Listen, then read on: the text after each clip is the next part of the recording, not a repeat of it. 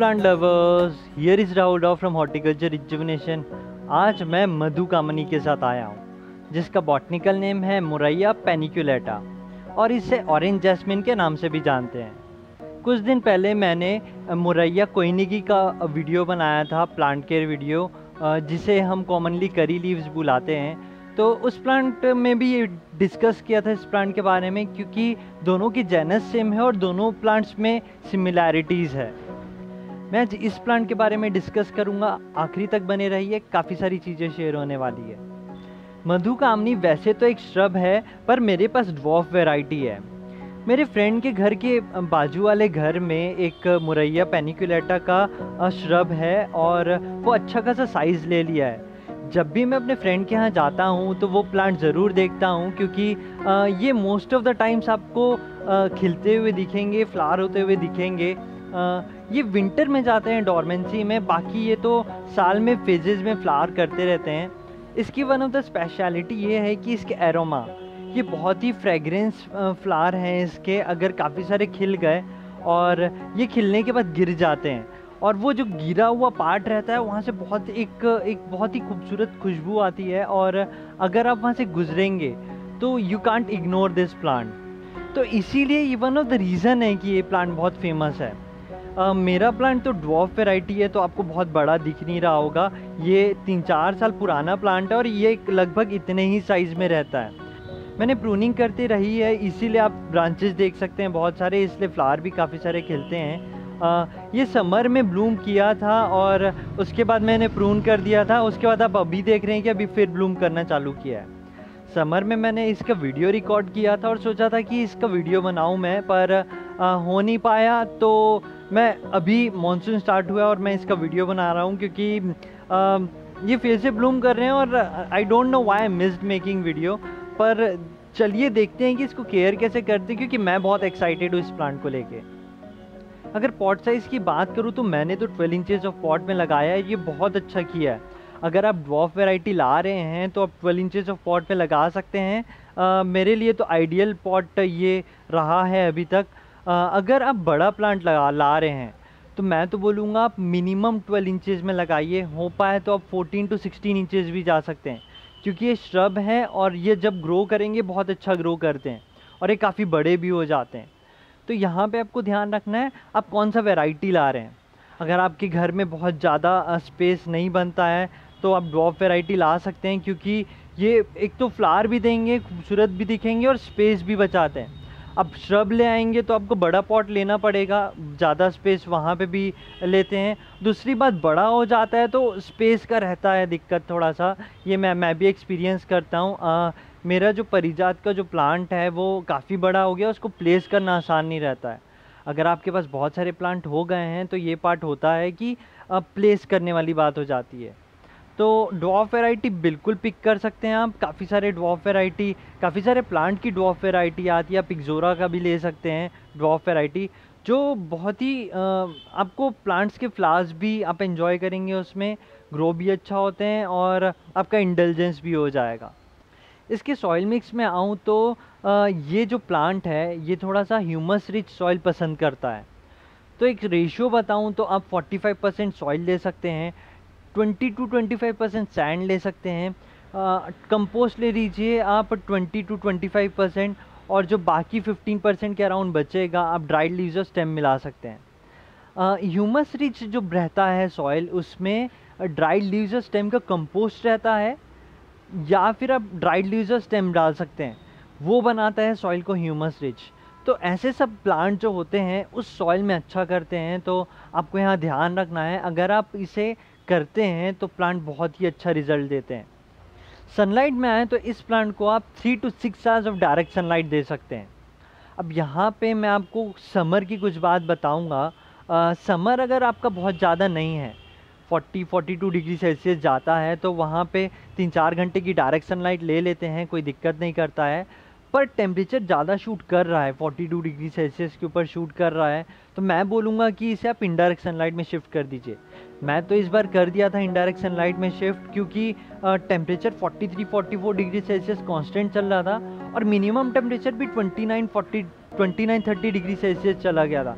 तो होता ये है कि सॉइल भी ड्राई हो जाते हैं और वहाँ पे प्लांट अफेक्ट होना चालू हो जाते हैं। तो अगर एक्सट्रीम समर गया तो आप इसे थोड़ा इनडायरेक्ट सनलाइट में शिफ्ट कर दीजिए, प्लांट ज़्यादा अच्छा करेगा। बाकी आप इसे 3 to 6 hours of direct sunlight दे सकते हैं। ग्राउंड पे लगा है तो ये अच्छा खासा डायरेक्ट सनलाइट ले लेते हैं। पॉट में लगा रहता है तो हमें थोड़ा सा एक मेजर लेना रहता है, क्योंकि पॉट में प्लांट थोड़ा अलग एक्ट करते हैं। तो यहाँ पे आप समझ रहे हैं। और एक और चीज़ ये है कि इसे कम डायरेक्ट सनलाइट, मतलब ऐसा ना हो कि इसे कम मिल रही हो डायरेक्ट सनलाइट। अगर आप 1-2 घंटा डायरेक्ट सनलाइट दे के ये सोच रहे हैं कि प्लांट बहुत अच्छा ब्लूम दे देगा, नहीं, ऐसा नहीं होता है। वहाँ पे ब्लूम्स में अफेक्ट होता है, प्लांट उतना अच्छा ब्लूम नहीं देते हैं। अगर आप उसके डिमांड कर रहा है कोई, अगर कोई प्लांट डायरेक्ट सनलाइट अगर उससे कम देंगे डायरेक्ट सनलाइट तो अफेक्ट करता है। इसीलिए मैं बोल रहा हूँ मिनिमम 3 आवर्स की आप डायरेक्ट सनलाइट दीजिए अगर आप अच्छा ब्लूम चाहते हैं तो यहाँ पे आप समझिए और सही सनलाइट दीजिए और प्लांट को हेल्दी रखिए। उसके बाद मैं इसके वाटरिंग पे आऊँगा। समर में मैं तो इसे हाफ इंच चेक करके दे रहा था इसको पानी, क्योंकि ये ग्रोइंग पीरियड पे रहते हैं और बहुत अच्छा फ्लावर करते हैं समर में।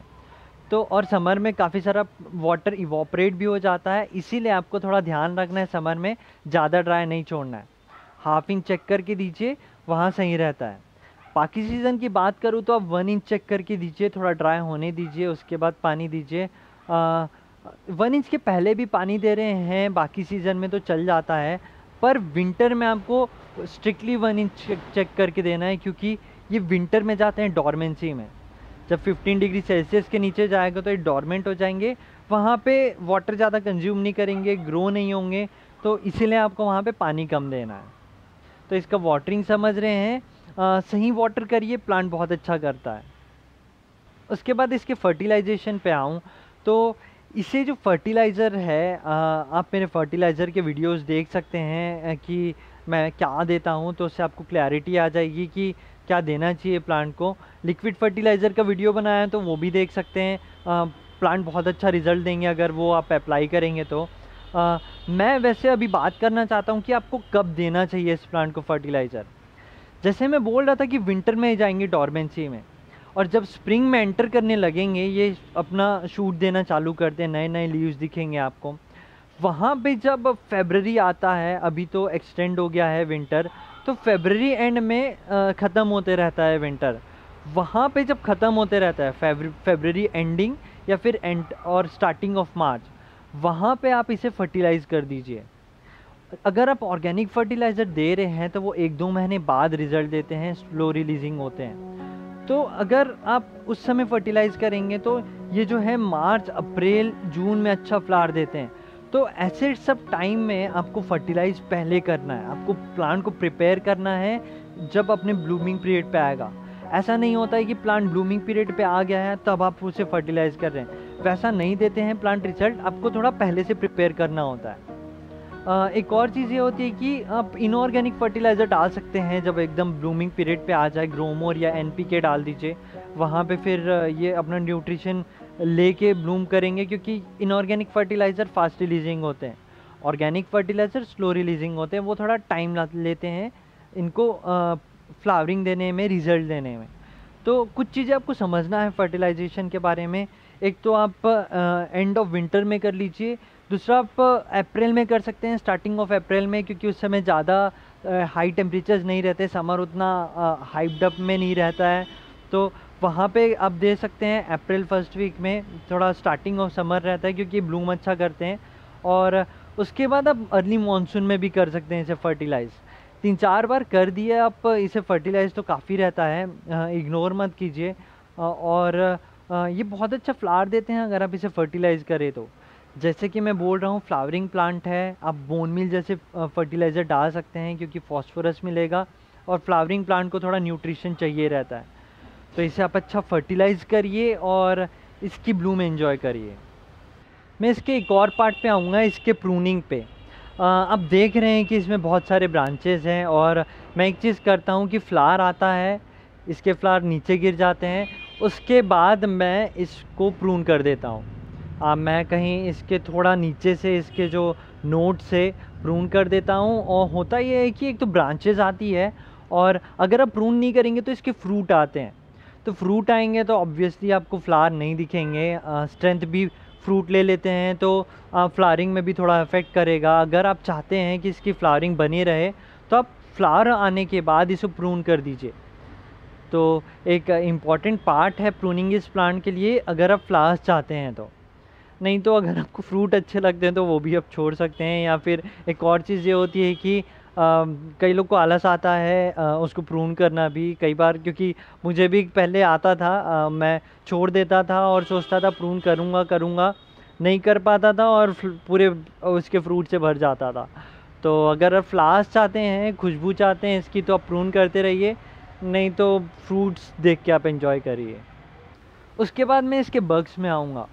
जो बग्स है इसका आपको ज़्यादातर विंटर में देखने मिल सकता है, क्योंकि अनफेवरेबल कंडीशन में चले जाते हैं।